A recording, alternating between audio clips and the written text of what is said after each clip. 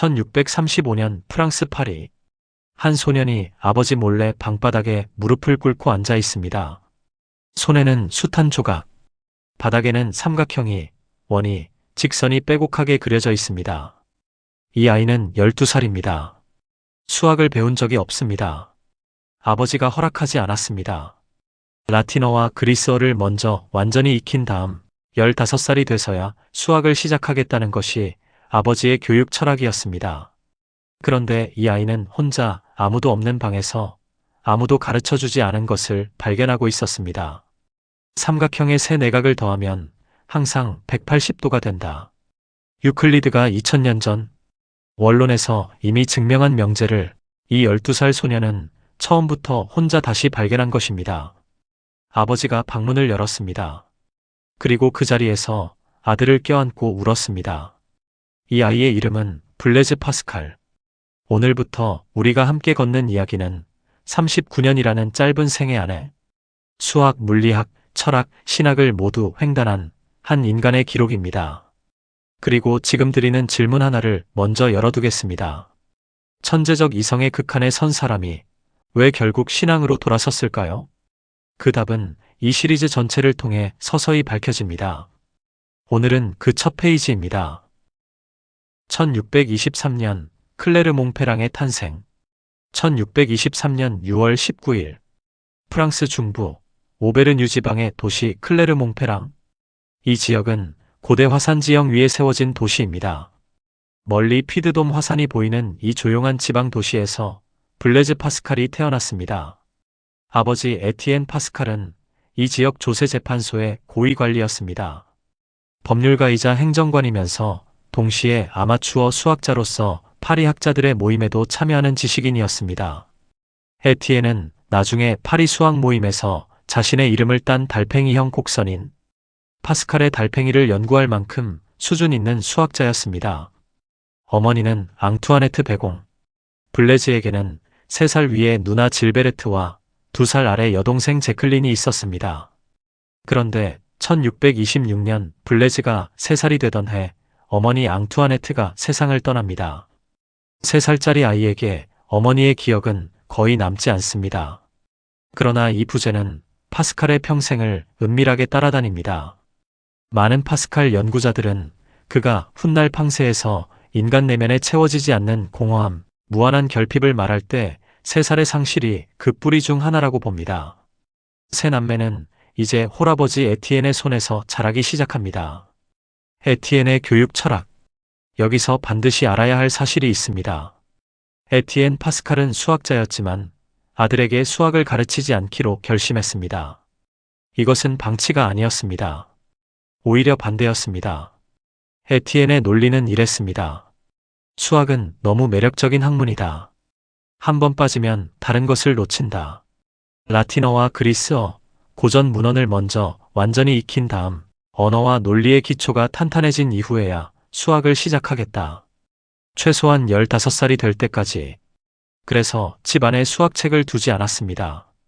그런데 블레즈는 메르센 신부의 모임에 아버지를 따라가면서 학자들의 대화를 통해 수학의 언어가 머릿속으로 스며들고 있었습니다. 누가 가르쳐준 것도 아닙니다. 공기처럼 흡수된 것입니다. 이것이 12살의 사건을 더욱 놀랍게 만드는 맥락입니다. 1631년 파리로 아버지의 살롱. 블레즈가 8살이 되던 1631년 에티엔은 세 자녀를 데리고 파리로 이사합니다. 당시 파리 지식인사회의 중심에는 마랭 메르센 신부가 있었습니다. 미님 수도의 소속의 수도사였던 메르센은 유럽 전역에 수학자, 과학자, 철학자들과 방대한 서신을 교환하며 지식 네트워크를 운영했습니다. 오늘날로 치면 학술 저널의 편집장과 소셜미디어 플랫폼을 동시에 운영한 사람이라고 할 수 있겠습니다. 메르센의 모임에는 당시 최고의 지성들이 모였습니다. 피에르 드 페르마, 질 드 로베르발, 클로드 미도르주, 피에르 가상디. 이 모임은 17세기 유럽 과학혁명의 실제 거점 중 하나였습니다. 에티엔 파스칼은 이 모임의 정기 회원이었습니다. 그리고 어린 블레즈는 아버지를 따라 그 자리에 함께 갔습니다. 앉아서 말하지 않고 들었습니다. 수학책은 집에 없었습니다. 그러나 유럽 최고의 수학자들이 나누는 대화가 이 아이의 귀와 머릿속으로 흘러들어가고 있었습니다. 그리고 1635년 그 결과가 나타납니다. 12살의 발견. 이 장면은 파스칼의 누나 질베르트 파스칼 페리에가 직접 쓴 전기 블레즈 파스칼의 생애에 기록되어 있습니다. 이것은 역사적으로 검증된 1차 자료입니다. 12살 블레즈는 혼자 있는 시간마다 방바닥에 수치로 도형을 그렸습니다. 원, 직선, 삼각형. 수학 교육을 받은 적 없는 이 아이가 혼자서 기하학의 언어를 구성하고 있었습니다. 아버지가 방문을 열었을 때 아들은 삼각형의 세네각을 더하면 항상 180도가 된다는 사실을 스스로 증명하고 있었습니다. 이것은 유클리드의 원론, 제1권 32번 명제입니다. 2000년 전에 이미 증명된 것을 이 아이는 처음부터 혼자 재발견한 것입니다. 질베르트는 씁니다. 아버지는 그 놀라운 광경에 감동을 받아 마침내 숨기고 있던 유클리드의 책을 꺼내 주었다. 에티엔은 그날 이후 계획을 바꿉니다. 수학 금지령을 해제합니다. 메르센의 모임에 아들을 정식 구성원으로 데려가기 시작합니다. 여기서 잠깐 생각해 보겠습니다. 우리는 흔히 천재를 남들보다 빠른 사람으로 이해합니다. 그런데 파스칼의 경우는 다릅니다. 그는 남들이 이미 알고 있는 것을 가르쳐 준 적 없는 상태에서 처음부터 다시 만들어냈습니다. 이것은 빠름이 아니라 독립적 발생입니다. 수학이라는 언어가 그 아이 안에서 자생적으로 자라난 것입니다. 그런데 여기서 하나의 질문이 생깁니다. 이 천재적 이성이 나중에 왜 이성으로는 설명되지 않는 신앙의 세계로 돌아섰을까요? 이 질문의 답은 시리즈 후반부에서 기다리고 있습니다. 오늘은 일단 계속 가겠습니다. 1639년 16살의 논문. 1639년 파스칼의 나이 16. 그는 논문 한 편을 씁니다. 제목은 원뿔 곡선 실론. 원뿔 곡선이란 무엇인가요? 원뿔을 다양한 각도로 잘랐을 때 단면에 나타나는 곡선들입니다. 원, 타원, 포물선, 쌍곡선 이 네 가지가 모두 원뿔 곡선입니다. 고대 그리스의 아폴로니오스가 체계화한 이후 수학의 중요한 영역이었습니다. 파스칼은 이 논문에서 하나의 정리를 제시합니다. 지금 수학사에서 파스칼의 정리 혹은 신비의 육각형이라 불리는 것입니다. 조금 어렵게 들리실 수 있으니 아주 쉽게 설명해 드리겠습니다. 원 위에 점 6개를 찍어 육각형을 만든다고 상상해 보세요.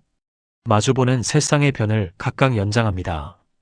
그러면 그 세 쌍이 만나는 점 3개가 어떤 육각형을 그리든 관계없이 반드시 하나의 직선 위에 놓입니다. 이것이 파스칼의 정리입니다. 놀라운 것은 파스칼이 이 정리 하나에서 400개 이상의 수학적 명제를 도출할 수 있다고 주장했다는 것입니다. 그리고 그것은 사실이었습니다. 메르센 신부는 이 논문을 읽고 즉시 유럽 전역의 수학자들에게 배포합니다.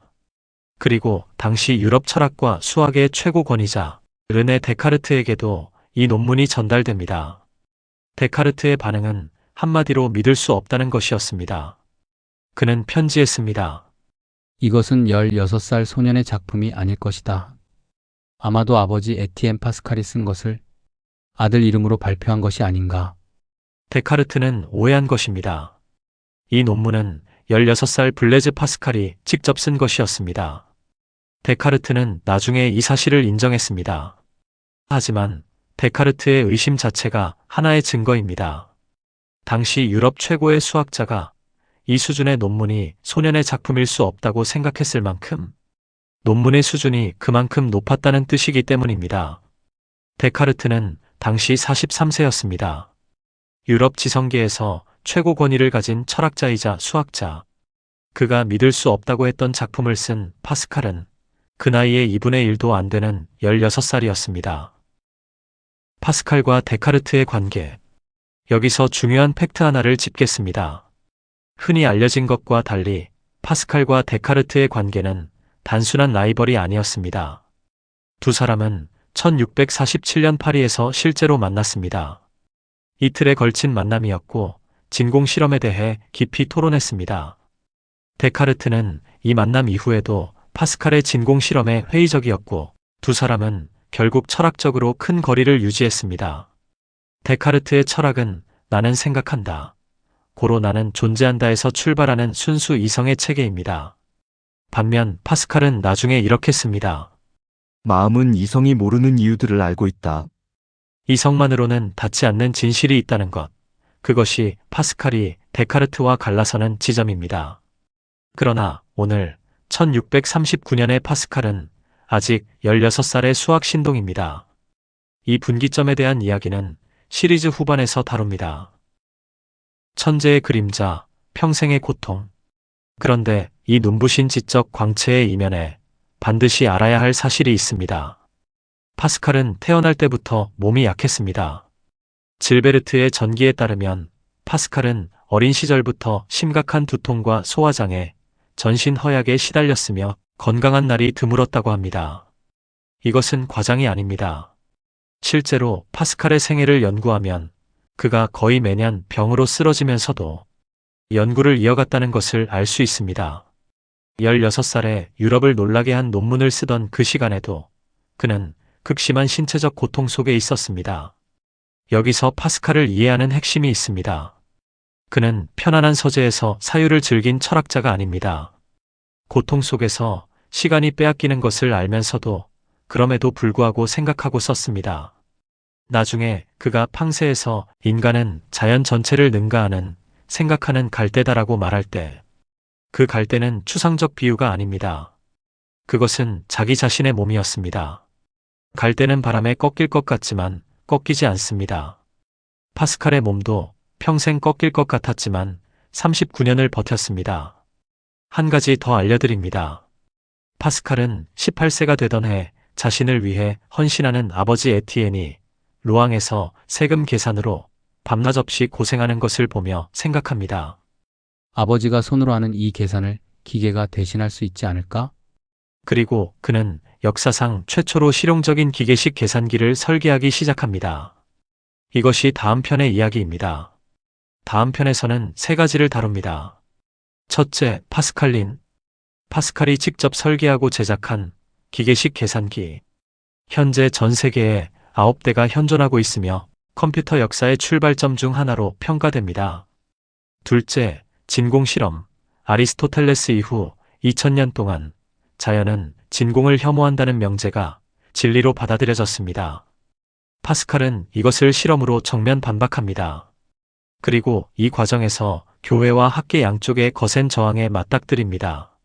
셋째, 그리고 이것이 가장 중요합니다. 동생 제클린이 수녀원에 들어가는 사건.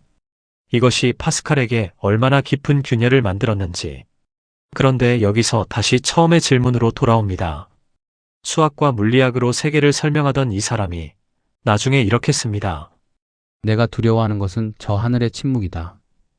이 문장의 무게를 우리는 앞으로 함께 이해하게 됩니다. 클로징. 1623년에 태어나 1662년에 세상을 떠난 블레즈 파스칼. 39년을 살았습니다. 3살에 어머니를 잃었고 12살에 유클리드를 혼자 재발견했으며 16살에 유럽 수학계를 놀라게 했습니다. 그리고 그 모든 시간, 몸은 고통 속에 있었습니다. 천재는 태어나는 것이 아닙니다. 상실과 질문과 고통 속에서 형성됩니다.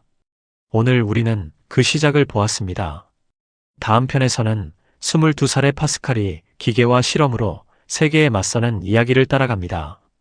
다음 편도 함께 해주시고 구독과 좋아요로 이 채널을 성장시켜 주세요.